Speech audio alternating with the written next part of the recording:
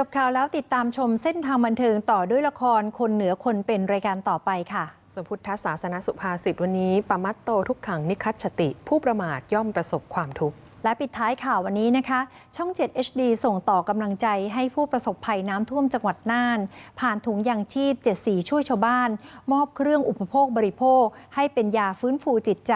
ไม่ทอดทิ้งคนไทยในยามทุกข์ยากพร้อมเป็นสื่อกลางช่วยเหลือสังคมตลอดไปสวัสดีค่ะสวัสดีค่ะ